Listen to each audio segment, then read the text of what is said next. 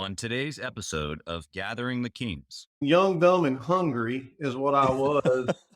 Didn't realize the magnitude of potential failure Right. or potential loss. A lot of people just think as long as you go do the work, everything's going to be fine. And I know people that work their tail off that still broke every Friday. Right. It's understanding the full picture. What's so funny is how you're in business, nobody knows who you are. But when you're successful, everybody goes, "Well, I wish I could just flip a switch and be successful like that, like he did." Uh-huh. Like, y'all didn't see me for the last 8 years, did you? Yeah. You are listening to Gathering the Kings with Chaz Wolfe, featuring fellow 7, 8, and even 9-figure business owners who have real battle scars from business and life, but have prevailed as the king that they are designed to be.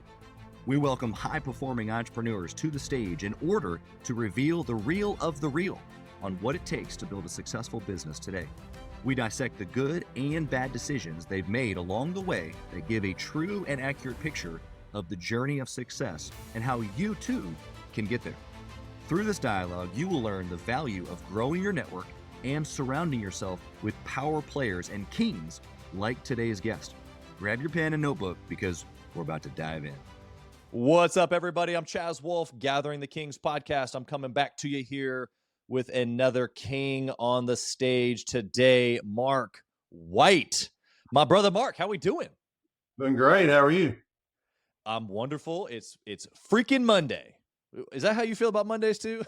It's just the start of another chaotic week, looking for another Friday every Monday. But There you go, right?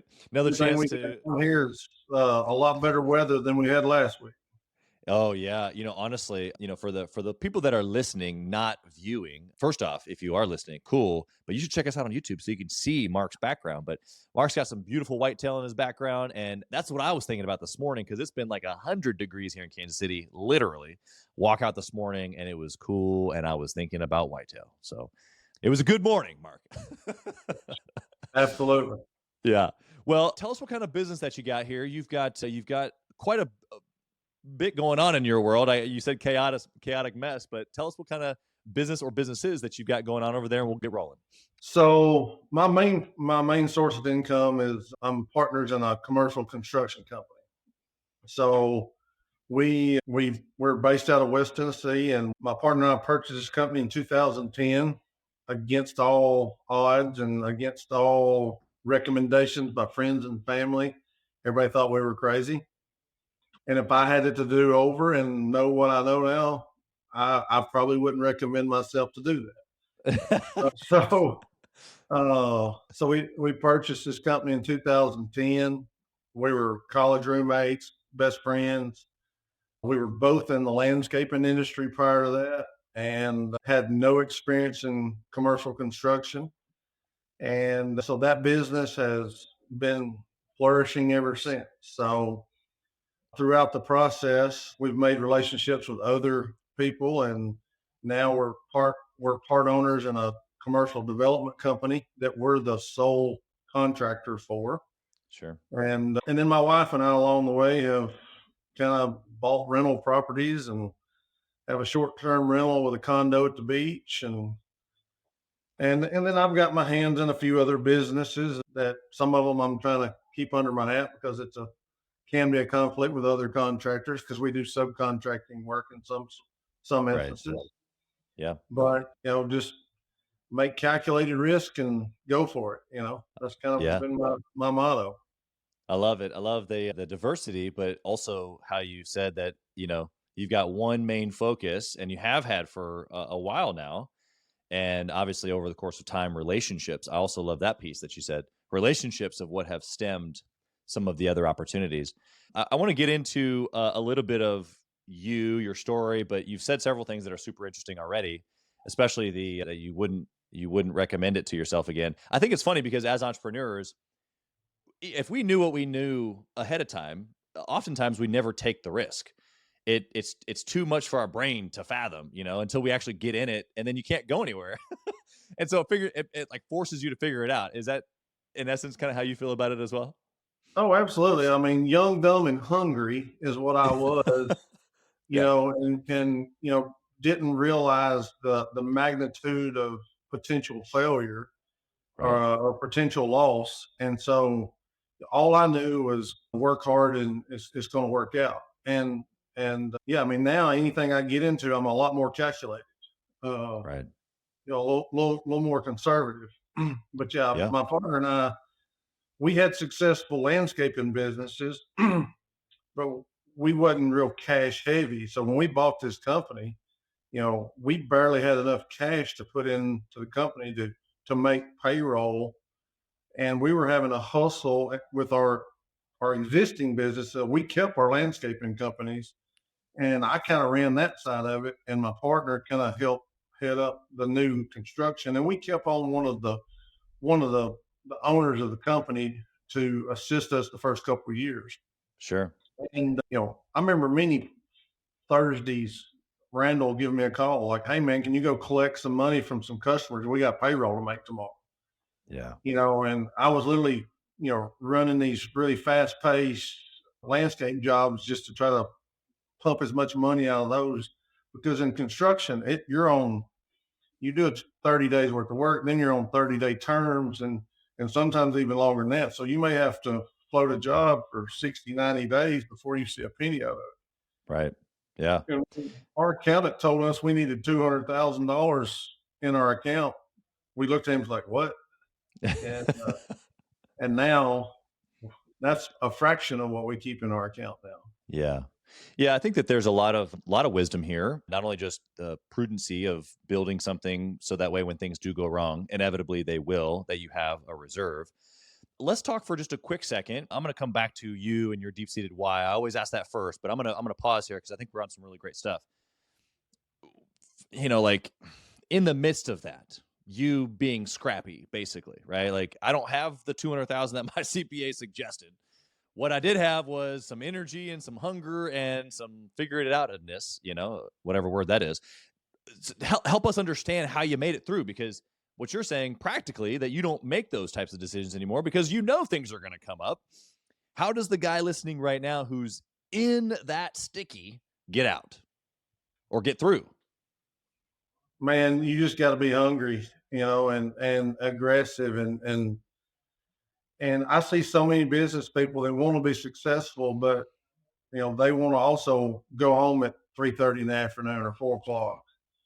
When I was young, and I probably sacrificed family time a little bit more than I'm proud to say, Right. but I put the extra effort in. I would go home, do the family thing, get the kids in the bed, and then work on estimates at night, work on billing, whatever I had to do to make it happen. And so you just have to do whatever it takes. And now I'm at a point that I have all the proper managers and the proper people in place. If I want to just walk out of this office right now, the wheels aren't going to come off. Right. But as long as you are the one that's greasing the wheels and you got to keep the wheels on, Yep. you just got to make sure stuff gets done. So for that young business person, just do whatever it takes. And you may not get to have the weekend off. You may have to work this weekend. But I did that. I was very fortunate. I did that when I was early in my marriage and my kids were very, very young, and it wasn't a big deal. Now I coach all their ball teams. I'm involved in everything. But it Yeah. took me 10 or 12 years to get to that point. Yeah. I think that's a good timeline, as far as well, first off, the reality of doing whatever it takes. That's a little subjective, so I want to dive into that a little bit, but doing whatever it takes consistently for a long enough period of time to where then there are systems, people, a machine that's working and not just you, is what I'm hearing you say. As far as whatever it takes, define that for me a little bit, because man, I've heard it there. I've read it in books. I've read it in audio or listened to audiobooks, podcasts like you saying, I got to do whatever it takes. I used to wear a wristband that says I'm committed, whatever it takes. What does that mean to Mark White? Oh, growing up like I did on a farm, you may have to be the CEO, the secretary, the accountant.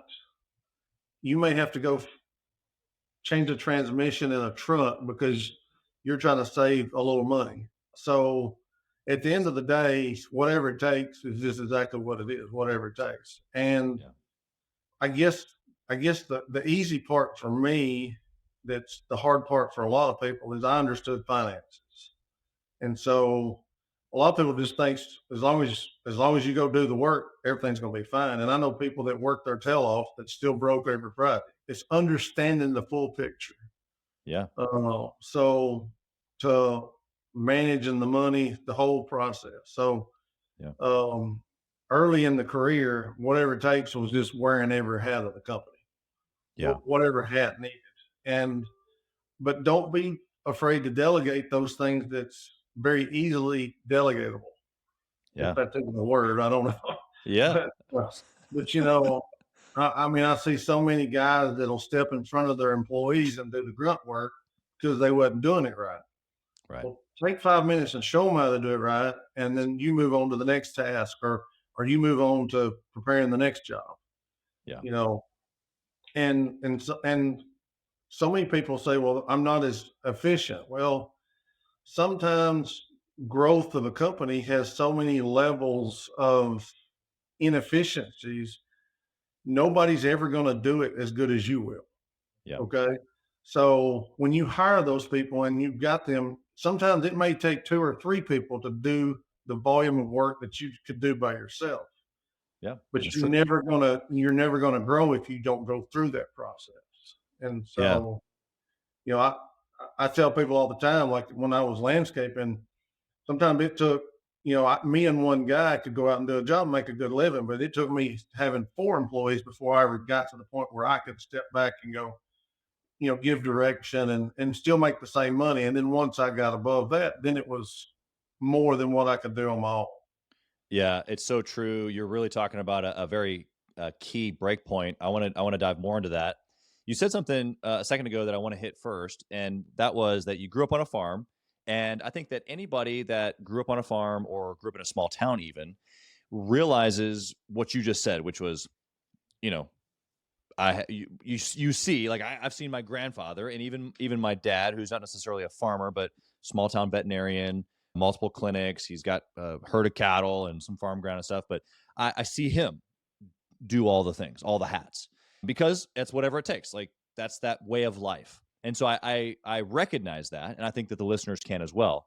So my question is, but then quickly you were like, but you got to delegate, and so you got to be willing to do it all, but then you got to be willing to give it away. And so tell us about that transition real quick here, and I'll lead it right into that break point that you're talking about, having more employees to be able to really grow.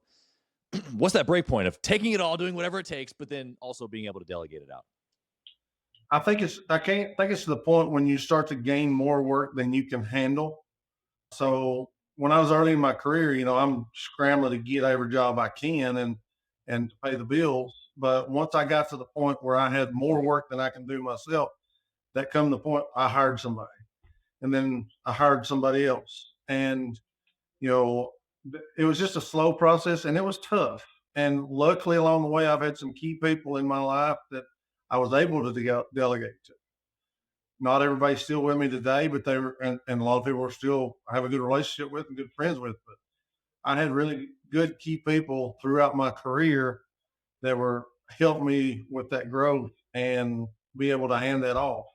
And obviously different levels of different types. It was the guy that could run the skid steer on the job site, so I could be answering the phone and not, stopping the skid steer every 5 minutes to answer the phone.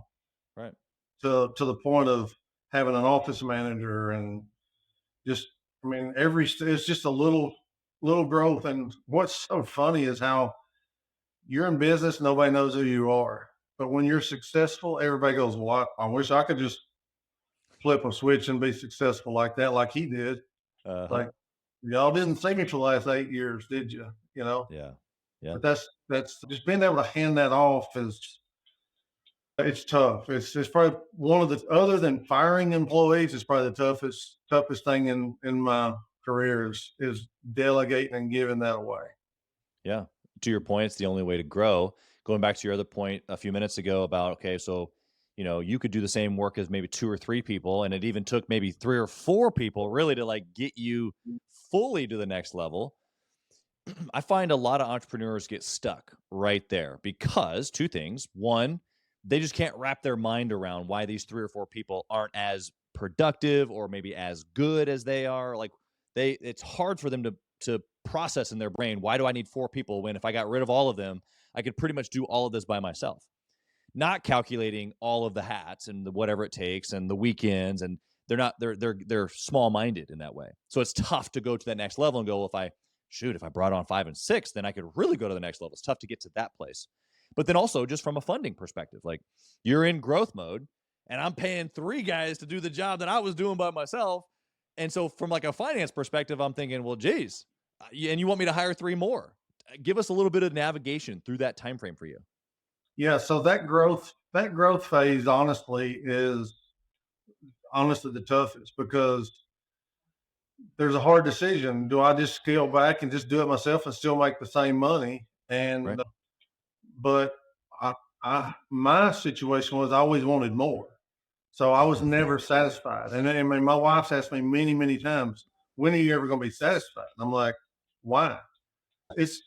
To me, it's about the thrill of the hunt, what I can achieve. It's not about the money. I mean, the money is a byproduct of what I do, Yeah. and it's a nice byproduct. But a lot of times, it's more about satisfying customers and doing what I tell people I'm going to do. It's and then in the return, it's been good financially. But that Yeah. growth phase, and I know a lot of people that couldn't get through that. They tried it. They hire a couple people, and then they get frustrated with them, and just say the heck with it, and go back to running everything themselves and scaling down.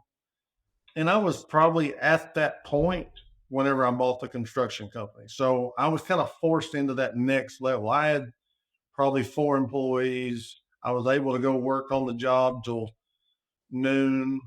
And then I'd say, hey guys, y'all get to this point by the end of the day. And I'd go bid jobs, do that thing. And then when I bought the construction company, it forced me to instantly double in size with employees Yep. and volume. And your think it forced you to think differently. Mm-hmm. So, and I had a partner, and then we gained a partner, and we felt like we had to, at least do twice as much. Yeah. Yeah, I think that you're spot on. You said a few minutes ago that you weren't done. I'm not done. Well, I'd be satisfied. I'm not done. And so we have this phrase inside of Gathering the Kings peer-to-peer mastermind that we're grateful but not done. And there is a unique perspective to be able to slow down enough to be grateful, be able to take a smell of the roses, if you will, at the current stage that you're at, but then also recognize fully that zero chance I'm stopping here.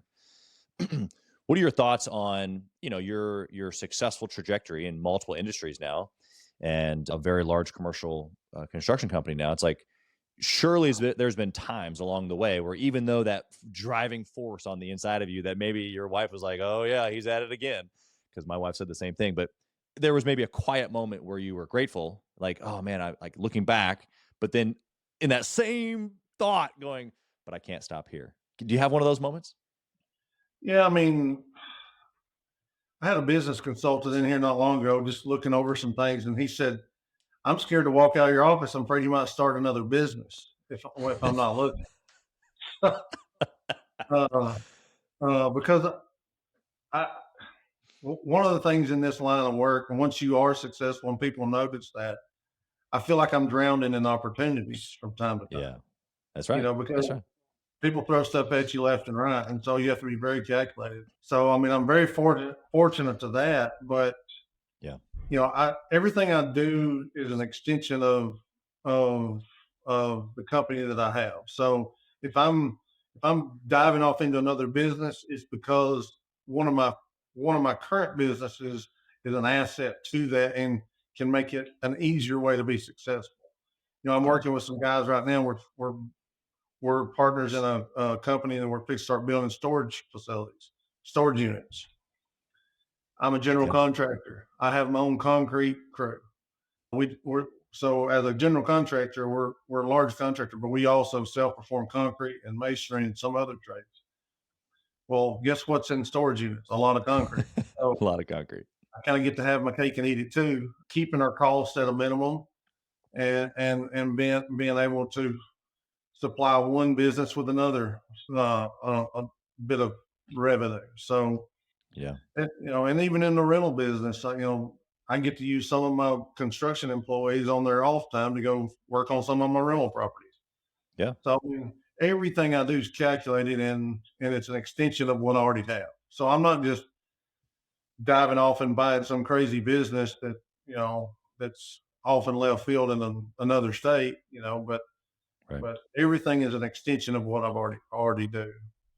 What's some of the calculation that you've taken around some of those businesses that you have that are secondary or even tertiary to what you currently do mainstream?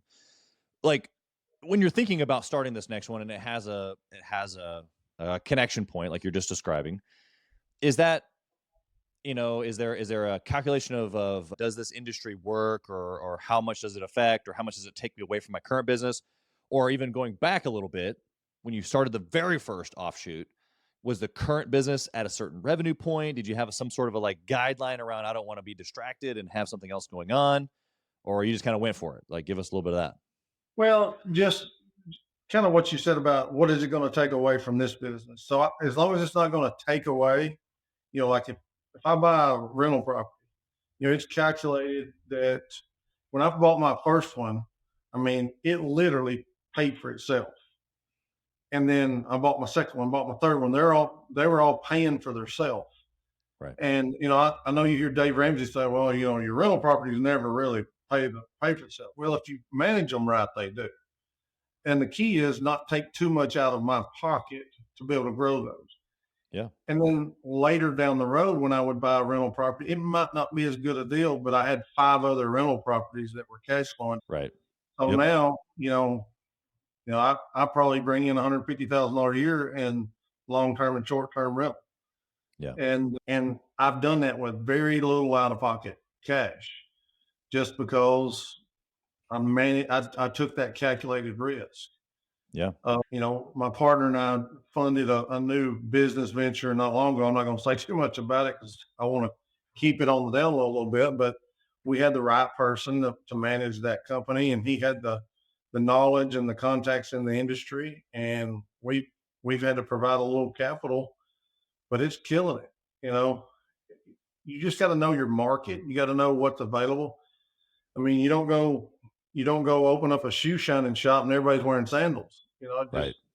You just gotta know what the market, what's available, and know you're not getting into something with low profit margins or a high input costs. So Yeah. what I'm really looking for is low input costs with high profit margins, which I mean, who's not, I guess, but Yeah, but to your point, that you're more fierce about calculating what that looks like and whether it's worth a little worth bit or the a time. lot of bit of your time or money.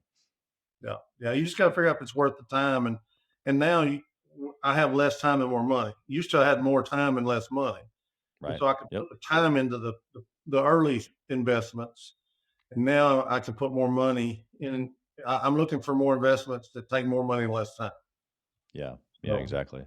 Yeah. It's funny how you say that the opportunities sometimes you drown in them the more successful you become. I had two or three people in a Facebook or Instagram DM pitch me an opportunity just this weekend.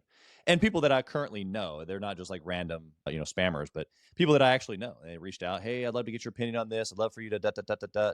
And both of them, I'm like, hey, good for you, excited for you, but I can't be part of that. And it wasn't because I didn't like wasn't excited about their business, or I just no, I got these things going on over here, and that is not in the lane that I'm going. And so best of luck to you. And so it sounds hard, or it feels hard to say no it now, really does. especially when you're younger. Saying whatever it takes is kind of saying yes to everything, right? Mhm. Well, I mean, I had somebody pitch me something a while back that easily could have been a successful business, but it was a high input cost and a high input cost of time. Sure. Yep. And I was like, look, and it was going to be a long term play. It was probably going to take several years to become profitable. Like at my point in my career, I'm looking for a residual cash flow. I'm looking for somewhere I can put my money, invest in something that's going to give me a return and not take forever, or at Yep. least not cost me anything. If it's going to take forever, it needs to pay for itself along the way.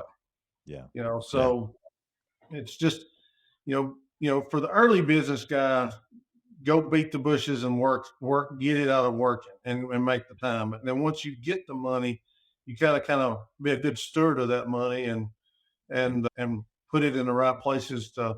And what I'm trying to do is create, generational wealth. That's where I'm at. I've made it. I could retire tomorrow if I wanted to.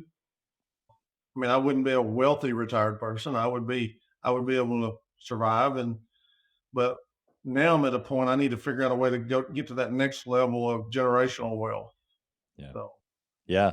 It's an exciting thing, actually. I talk about it quite a bit. I find myself I find myself a lot of people that like to talk about it, but not actually a lot of people are building the framework to actually have generational wealth, which is, obviously multiple assets, but then there's ways to protect it. And, there's a lot of money in attorneys and CPAs that have to go into that. I actually had a guy on the show probably over a year ago, and he said not only does he know the number, but he's built the entire plan, CPAs, attorneys, everything, for 4 generations. And he's got it all, like it's like a blueprint. Just follow this 4 generations and we're wealthy. Not we are wealthy, but the wealth will stay is probably a better way to say it. And so why do you find yourself interested in generational wealth? Why is that a thing as opposed to giving it away or whatever else we can do with money? Why is it important for you that the White family for generations continues? I don't know. I want to leave my kids something. I'm like most families in this situation. I don't want to put it on a platter, but I want to give them opportunity. Yeah. Like my dad, for instance, he's a farmer, and I could still be there working on the farm, probably living fairly modestly. But over the last few years, I started buying farmland around my dad. So hey, if one of my kids want to farm one day, they're not going to have to sacrifice until they're nearly retirement age to get that ability. So it's a double edged sword because success can taint your children if you're not careful. And Yeah. I try to make sure I'm trying to get them the work ethic and the understanding of how hard money was to come by. You Yeah. know, they think everywhere they go, they just, hey, I want that. And we have to explain to them all the time, not everybody can go on 5 vacations a year. Right. Not everybody can do this and do that. And you're not going to be able to when you get a job unless you work hard and sacrifice. Hey, kings and queens, Chaz Wolfe. I want to talk to you about something that's super important to me. We put a lot of time and effort, we meaning myself and my team, into this podcast, into the content that goes out every single day. And if you have been getting any sort of value or insight from this, we want it to be able to reach other business owners too. So we would love if you would like, comment, share, leave a review, post, share again, all of the things on social media, on all the different platforms, or even on the podcast mediums of Apple and Spotify. We would love to be able to get our content into more hands, more entrepreneurs, so they can grow their business as quick as possible. Together, we are building a community of like-minded entrepreneurs who are committed to growing their businesses to new heights. So let's do this. Let's help each other. Let's help each other grow. So Yeah. It's an interesting mantle to pass, right? Because in essence, I mean, I've had this conversation with so many entrepreneurs, even including my dad. Kind of a quick backstory on that is I didn't meet my dad till I was 24. He didn't know I existed. I thought somebody else was my dad. And so small town, like the guy I just explained, but small, veterinarian practice, cattle. My grandfather, his father is a farmer and was for many years. So I understand that perspective that you're coming from. And it's like you have this, innate value in work ethic and doing whatever it takes, all the things that we've just been discussing. And we want to pass that along to the kids. Right. But at the same time, you are producing already a completely different life. Your kids are growing up way different than you did simply by the success that you've already had. And so it's like, how do I balance this? How do I balance the experience that they have in life? They're not going to go through the same things that I did or that you did, but I still want to be able to help them think through situations like that. What would you say to that? How do you help your kids think through situations? Yeah, I mean, my dad, just basically made us work. and and don't get me wrong, he's a successful farmer, but he wasn't very transparent. He didn't give me a roadmap. When I went to college, they just basically said, "Hey, it's over there," and I went to college. Right. To give the roadmap of how I got here doesn't even make sense because I went to school and got an ag degree, and so for me to try to I just got to be very transparent and communicate everything I possibly can to my children. Yeah. I got to get away from don't just say because I told you so. I Right. mean, you say that when they're little kids and you spank their butt, but I got a 15-year-old, you Right. know, and I have to give him a lot of explanation and try to talk him through things. And a lot of times he don't get the answer he wants to hear, but I have to just really, really, really be transparent Yeah. and give a lot of explanation and try to just make every chance I get, make it a teaching moment. Yeah, exactly. I mean, you're his mentor, right? Like who if you're not going to mentor him as a young man, who will? I didn't have that growing up as a young man, and so I can only imagine where I would be today if I had someone mentoring me at 15 years old, helping me understand situations in life. And I think that that's one of the greatest gifts that we can give our children, not just the money piece, but yeah, just situations in life. But yeah, that's how you think about money too. What do you think was a good decision that you've made in your business journey that's just really practical, something that you would do over and over again that the listeners can maybe go apply in their business? I don't know. That's the hard question because I do so many different things on a daily basis because I wear so many hats. We've talked about my construction company, but I've been kind of the managing partner of home development for the last 7 years, and so it's really hard to say, but basically just being calculated on everything you do. If it don't dollars got to make sense. Yeah. Everything you do's got to make sense, and so never bite off more than you can chew from a job standpoint. Early in our career, Randall and I was killing it on everything we were doing, and we had an opportunity. Some really, really large jobs were coming to our town, and we had one of our masonry subcontractors come to us and say, "Hey, we want to bid on this, but we don't have a masonry license." Well, it's easy for us to go add the masonry license to our general contractor's license. So we negotiated with these guys to come to work for us. We made them foremen, put them on these masonry jobs, and it was a father son combo. Had their own business. We put one over one job, one over another, and we got about $2 million worth of masonry on the books overnight. And we were $1 million a year company when we did this, by the way. Right. And 6 weeks in, they both said, "This ain't for us," and walked off. Oof. Yeah. So we were like, what the heck, So we were very fortunate. We came out of that process and we only lost about $750,000 over that. But luckily, that would have sank most companies. Oh yeah. Luckily, I had a very good year building medical clinics that I hadn't gotten to start with. So my partner and I basically worked for about a year for free. Yep. And it was the most expensive schooling we ever had in our life. Oh yeah. And once we got through that, that was one of those, don't ever do that again. Yeah. But it was also a blessing in disguise because we ended up keeping that masonry division, hired the right people, and we still do masonry today. And it's a very profitable endeavor. So it's one Yeah. of the worst decisions I ever made that turned into a long-term play. Yeah. So, you know, that's kind of one of those, just keep grinding and, hopefully it'll Yeah. work out. I'm not going to say if you grind, it's always going to work out because it don't, but luckily Doesn't. we made that happen. So, Yeah, it's interesting how you tell the story because you're right. Just because you grind doesn't mean it works out. However, an optimist, which clearly I can tell that you are. I recognize a fellow optimist when I see one, but an optimist thinks, well, it doesn't matter how the turnout is. It's going to be for my good.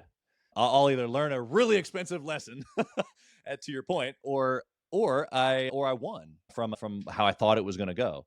Either way, I actually win still. One just may set me back a little bit in time, money, or effort. And so, like you said, luckily for you guys, were able to kind of reconfigure things.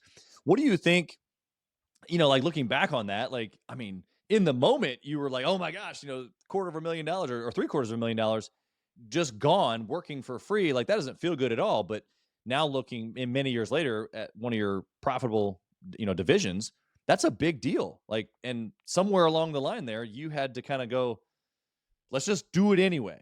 Or was it more of a like, crap, we got this set up, we have to do it. And so let's just keep it moving. I don't know. What was it? Well, we just, you know, it was it was both of those jobs that we got. One of them was a jail. And if anybody on here is listening and you're in the masonry business and somebody calls you about doing a jail, just hang up the phone, just walk away. They're, they're not profitable. I don't care how you try. So, but I mean, we were just neck deep in it, and we had contracts, and these things were bonded, and luckily we were diversified. But as far as just completing those jobs, once we got through them, a lot of people would have thrown in the towel. But once we got through them and we kind of had created and built somewhat of a good productive crew, we just continued with the masonry. And being the general contractor, if we wasn't the general contractor already and having our own masonry jobs to go do, it, we might not have kept that going. But Yeah. that's one thing about what we do as a general contractor.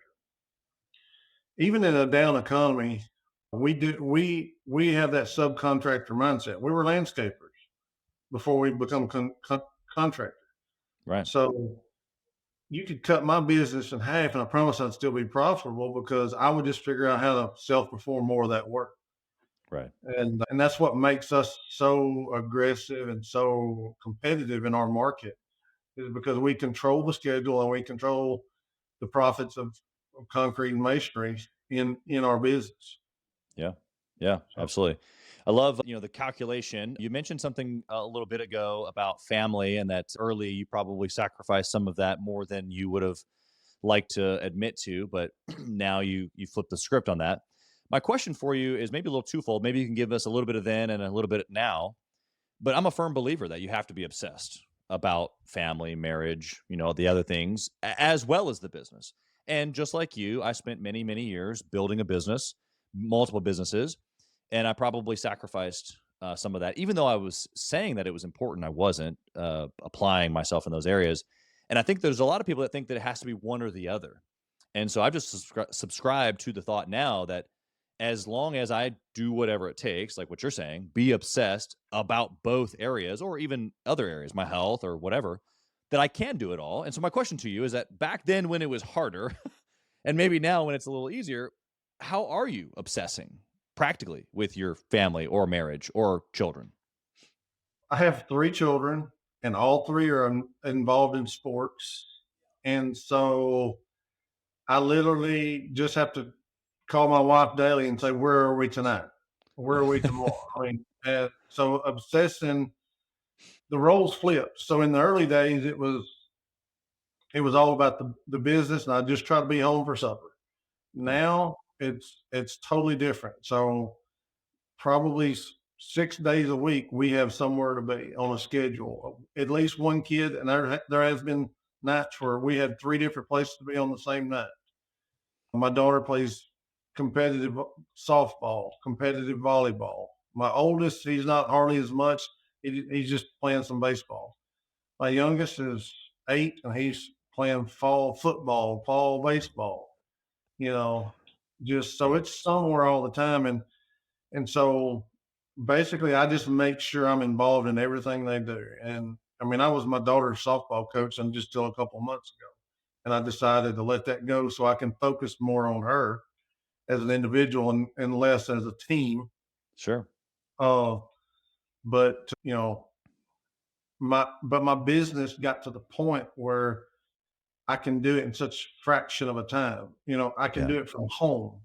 Right. Our development company, a year and a half ago, we hired a lady to be the CEO of that company. So I don't have to worry about signing letters of intent and purchase agreements and reviewing site plans I'm actually missing a meeting right now with one of our customers she's got it handled. Yeah. So now I manage everything from a 30,000-foot view. And the only thing that I really dig in the weeds with is when we land new customers, and I kind of cultivate that relationship. Yeah. So that's what I really focus my time on, is cultivating those new relationships in our business and managing everything from a 30,000-foot. Yeah. I So, appreciate that kind of like linear like progression, I guess. All right, Mark, you said a few minutes ago, when in the early days, you were just trying to get home for supper. Give us just a little picture of that, because I know what that feels like, when it was just all I could do was just to get home for supper and be with the kids for a little bit of time before they went down to bed, and then I went right back to the office like you mentioned. And so I'm sure that there's a lot of early business owners listening right now that are in the same situation, and they either feel bad about it or maybe they don't. I don't know. Maybe their wife's on them, or maybe their spouse, whatever it looks like. So for you, give us just a little insight. Just peel back the layer just a half second. When you like rushed home for supper, what'd that look like? And what were you doing specifically with the kids to, be intentional with your time, or maybe time with your wife? What'd that look like? well, I mean, fortunate for me, in those days, my kids were young, so we weren't, at sporting events, and where most folks go work their 8 to 5 job, I was working 6 to 7. Basically, I just try to get home every night in time to have supper with the family, and at least be there to get the kids in the bed. Many nights spent in my home office after they went to bed, taking care of the business side of the work. So work all day, spend a few hours with the wife and kids, and then work an hour or two before I go to bed. So that was the early days of business. And then just fortunate, my life and my business lined up. As my kids grew, so did my business. So as my time become more free at work, I was required more at home. And things are done. Was that planned? No, I was just very blessed and very lucky for that to happen. And probably wouldn't have survived working like that my whole career, because if I wasn't any good at it, I probably would have failed and moved on and went and worked for the man, I guess. But Yeah. Yeah. but We yeah, I both was know just that there's zero chance that would have happened. yeah, well, and that's what happened with that opportunity for those Masons. They work for Right. themselves, and they come to work for Yep. me, and they wasn't used to answering to somebody. I get that. Right. It was a mistake on both our part, but I would never punch a clock ever again in my life. So Yeah. No, it makes sense. To your point, though, there's some people that aren't made for that, and it doesn't mean that that's any different or better. It just means that the people listening here are like you and I, and that's fine. We're gonna figure it out. It's just gonna look a lot different, and probably gonna have to work harder, differently, more committed in a way for probably a longer period of time than we're comfortable with, if we're just being honest. mm, I got one last question here for you, Mark, as we wind this thing up. You've had just, years of experience, multiple industries of experience now, and success. If you had the chance to whisper to the younger Mark, tap him on the shoulder, you whisper in his ear, what do you tell him?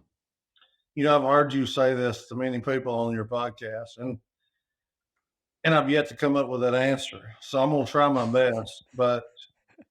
But if I had to just whisper to my younger self, I think I would just say, stay motivated, stay engaged in the business, and don't give up. Because there's been plenty of times along the way that I wanted to give up, but I think too would be more calculated.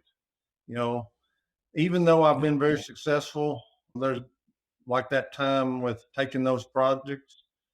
Since then, I've had opportunities to take really big jobs, and we bowed out. Here I am doing 5, 10, $15 million jobs, and we had an opportunity at a $40 million job, and they wanted us to bid on it, and we were like, in the ninth hour, like, no, we're not ready for that. Yeah. When a lot of people would have took that opportunity if they could have got it. Yeah, no, I totally understand where you're coming from. When you're saying that you have an opportunity at a big project and it's difficult, right? It's difficult to say no, especially when you get a little excited. I mean, you're a winner. Like you said, I don't, I'm committed. I'm not done. And so why do you think ultimately you did turn that $40 million project down? Just because I knew I didn't have the staff to give them a good product. I was Yeah. going to have to grow my staff too fast. Growth.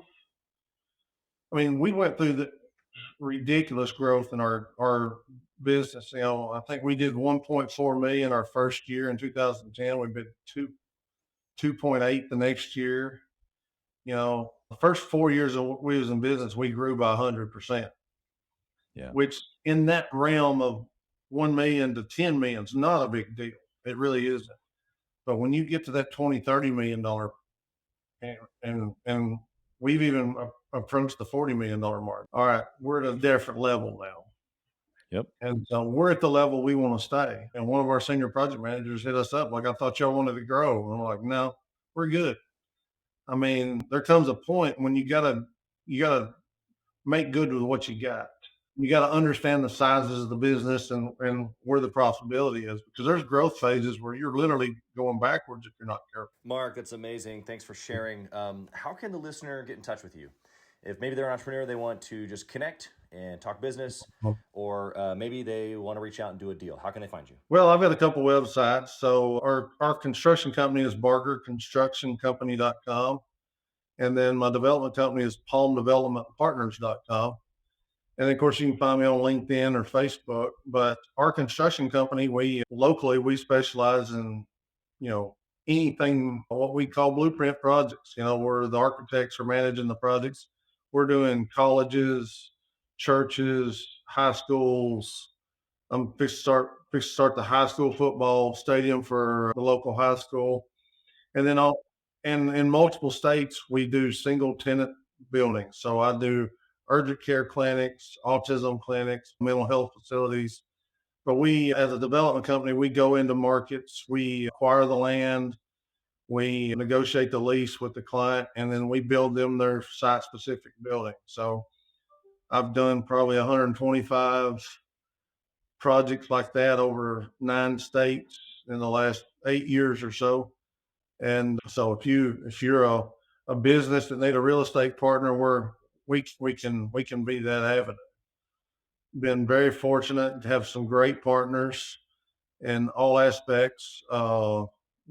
Good Christian, like-minded people that I'm in business with. Mark, thanks again for being here on the show, brother. We wish you nothing but success and blessing in all that you are doing here in 2023. Thanks for being here, man. Thank you. Thank you for listening to Gathering the Kings today. I hope that you were able to pull out a few nuggets to go apply into your business right away. More importantly, though, I hope that you're realizing that it takes more to be successful than just being by yourself, doing it all on your own, carrying the weight all by yourself. What I have realized, not only in my own journey from multiple businesses and multiple different industries, and now interviewing over 200 or 300 other very successful 7, 8, and 9-figure business owners, is that it's tough to do it alone. And so Gathering the Kings exists to bring together successful entrepreneurs. In fact, we are putting together 1,000 kings, specifically who are grateful but not done. We're intentionally assembling kings who fight tooth and nail for their business, family, and communities. And here's what we believe, that in the pursuit of excellence in those areas, that it ignites within us the responsibility to govern power and forge a lasting legacy. So if that relates and resonates with you, and you know that you need people around you, sharp, qualified, other very successful business owners, I want you to go to gatheringthekings.com. I want you to take a look at what we're doing and see if it makes sense for you to be part of our pursuit to 1,000 kings. Talk soon.